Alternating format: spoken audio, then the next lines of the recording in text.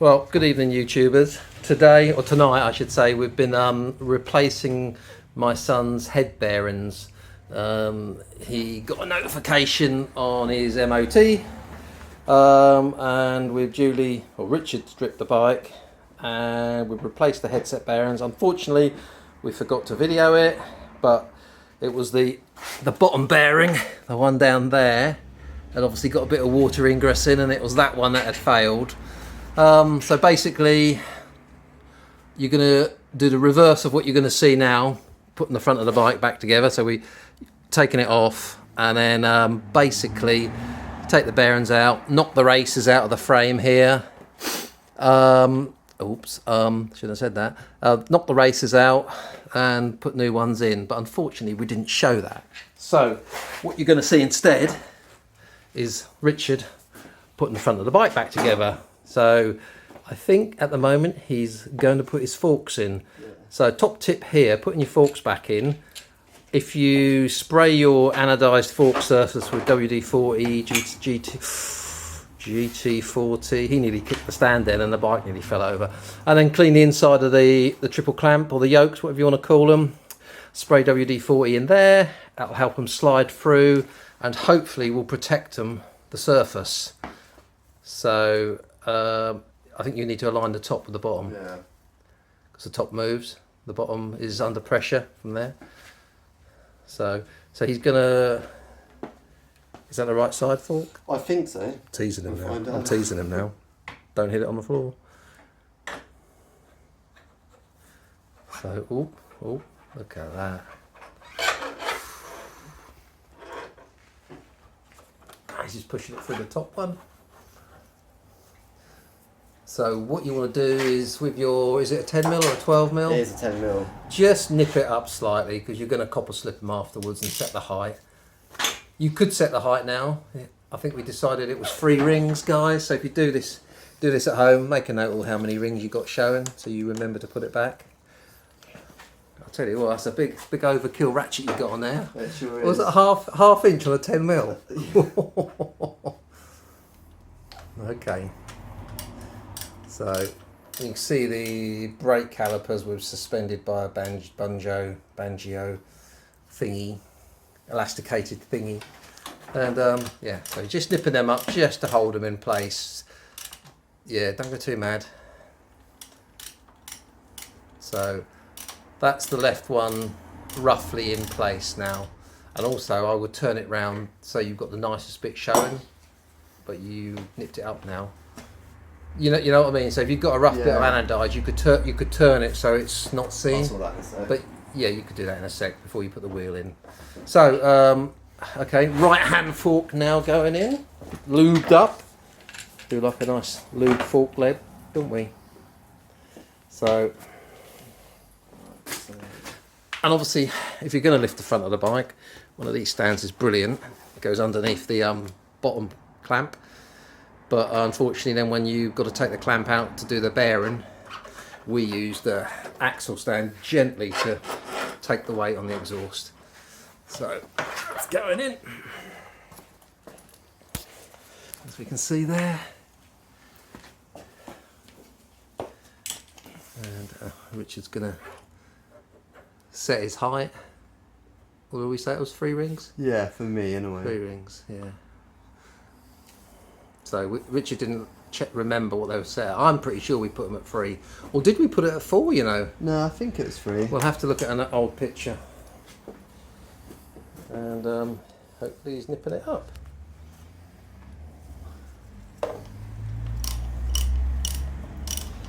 So what symptoms did you have for your headset bearings going, Richard? You feel the notchiness in the bearing. What, so in a straight line or when you were turning? No, yeah, when you're turning. Well, when you counter turning, yeah, just feel it. Just feel it notching. I mean, okay. Obviously, you just lift the front wheel up in the air on a stand, and rotate your bars side to side, and you can feel it there. You can feel it. Yeah. Okay, so there you go. That's the symptoms Richard had on his. Can't show you the bearings because I've just thrown them in the bin. That's a real shame we didn't video it because yeah, it's inside the frame there where the 2 racers are, you've got to knock them out, and some bikes actually have a slit in them so you can get a knocking device to knock them out, but the Aprilia doesn't, so you've got a very fine lip to hit, but it's doable. And what we used, we heated the frame up with a hot air gun just to try and expand it, and they came out well. And getting the other part of the bearing off the bottom clamp, we've done exactly the same again. We heated it up and knocked them out as well. So he's now gonna connect his steering damper. He has a red one instead of an Oland's. I've got a big blue glove in the way there. But basically it bolts through here and bolts back onto there. So something that needs to be in between there, actually. disconnected. Yes, a little spacer. Yeah. Oh, I think that's an 8mm. And I think that's something personally I would copper slip in a bit. Just in the bottom, just to, you know, you might want to take it apart again.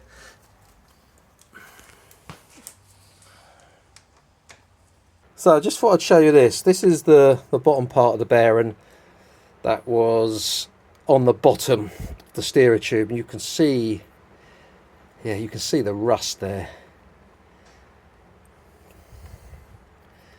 So that's what the balls would rotate on.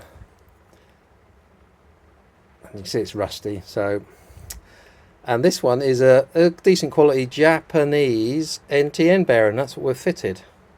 If anybody was interested, there's the bearing number. And this is the tool you need to remove the lock nut on the top yoke. Or once you've took the top yoke off, this is what releases the two lock nut, the lock nut and the bearing nut that locks the bearing down. So it's castellated nut like so. So you do need this tool. You can use a C-spanner, but this is a lot easier to torquing it up. So when you torque it up, the way we've torqued it, fit it all together, torqued the bottom one to 40 Newton meters, then slackened it off, torqued it to 25 Newton meters, put the top nut, lock nut on, tighten it round, and align the slots up to put the lock tab up so it doesn't come undone. No more than 90-degree turning, job done. So just thought I'd show you that. That is a tool worthwhile getting. I think it was about £25 from a guy on eBay. So forks are in roughly. Richard is going to insert his front wheel. Would you like me to hold the spindle for you? Thank you. Would you like me to hold that? Is there a washer? There is a washer on that, yeah. So nut, washer, spindle, lubed up again. Just like his lube, this boy. So I think that goes in that way, looking at that there.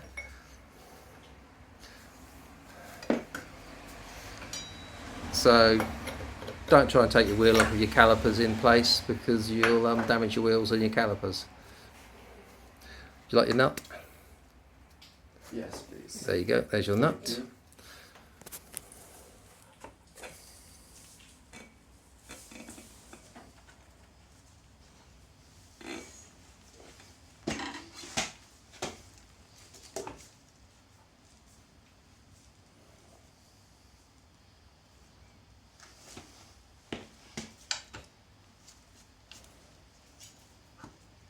Okay, so there's a special way to bolt your front wheel up.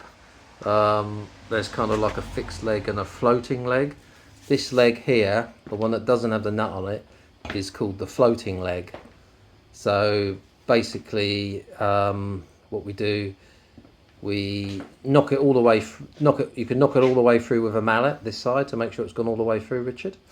Tighten up the pinch bolts, not these ones, the ones the other side. Make sure that's it, it's gone through all the way. So tighten your pinch bolts up. Tighten them up both sides if you like, and then tighten your wheel up to the designated torque. What do you think it is? It's a big nut, isn't it? Yeah, it's a 30mm. 30 mil. Is it 30? It is 30 mil. So I reckon that's going to be at least, what? It's not driven wheel, so what do you reckon? 50 Newton meters? Anyway, we'll look. So you've got to tighten that one up, the right hand side one, to the designated torque, and then what you do, you loosen these pinch bolts on the floating leg here, and then once it's off the stand and it's on the floor, you then, without putting the brake on, you bounce the front of the bike, and basically this left leg will wobble around and find its correct location floating. And once you've bounced it around and it's happy and it's found its location, you then tighten a 2 up on the left. I hope that's right. So always need a good torque wrench, so we've set the torque wrench to 80 Newton meters for that wheel nut on the front, and it's a 30 mil. Yeah. That's a 30 mil socket, and it's 80 Newton meters for that front wheel nut on this Tuono. And obviously you've got to torque it the way the arrow's pointing, or it's not going to be torquing. It's just going to break the threads. So this is Richard setting the torque wrench to the desired torque. Just taking his time.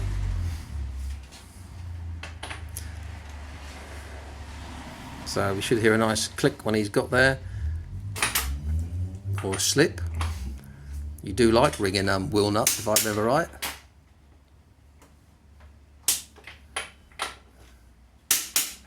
Okay.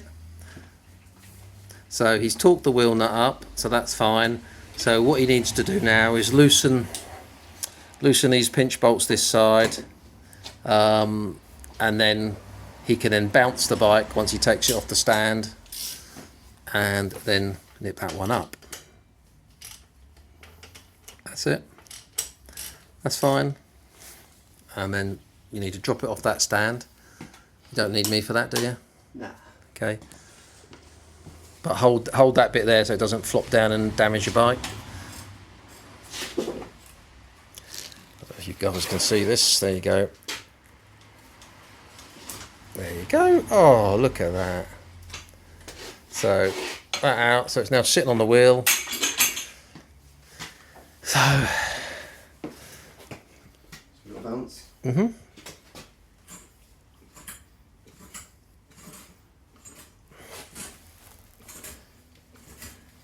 Yeah, that should be sufficient. And then you would then torque those ones up. Now it says 22 Newton meters in the book. Yeah, I've had an experience of those season. I would use a small one and do them to 15 and leave it at that. 15. And I think I would even, well, I would copper slip the threads as well. Whether you're going to do that at a later date, that's fine. So, and then that should be the front wheel set up. Then Richard can then install his brake calipers. So some of you may agree, some of you may disagree, but we're going to put a little bit of copper slip, or a lot,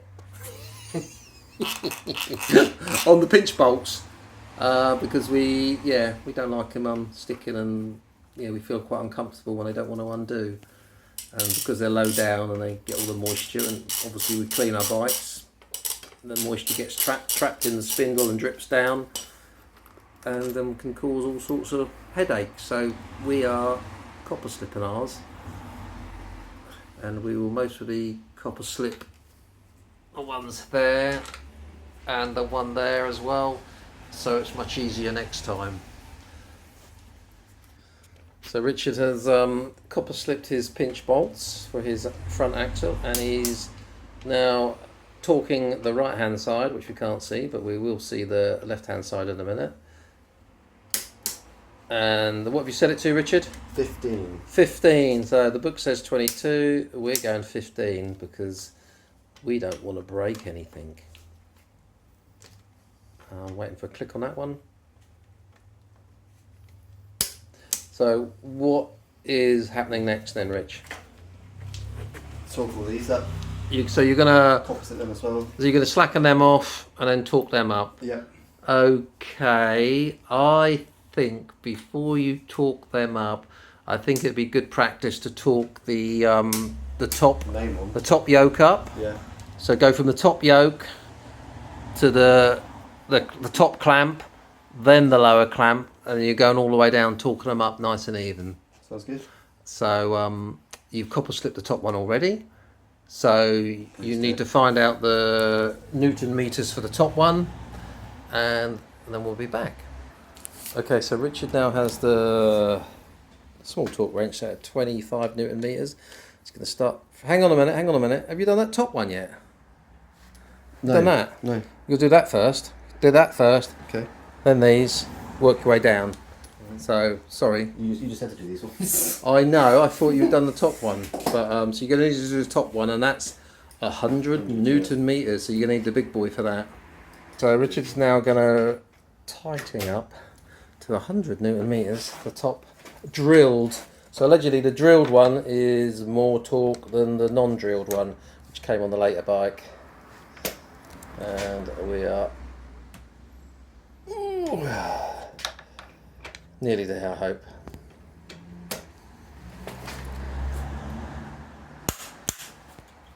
Hallelujah, 2 clicks, done. So now Richard, yeah, make sure you take that out. That would be that felt nice. It'd be most unpleasant. So now Richard is going to torque these 2 top ones up and then the 2 lower ones afterwards to 25.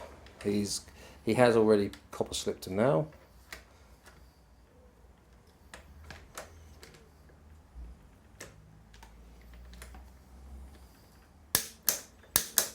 The problem is if you over tighten these, they can crack and break.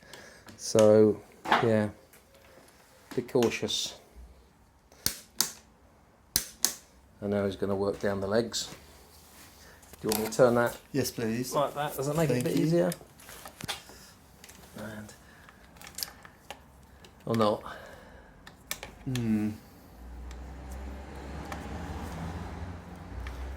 Just small movements. You get there, right?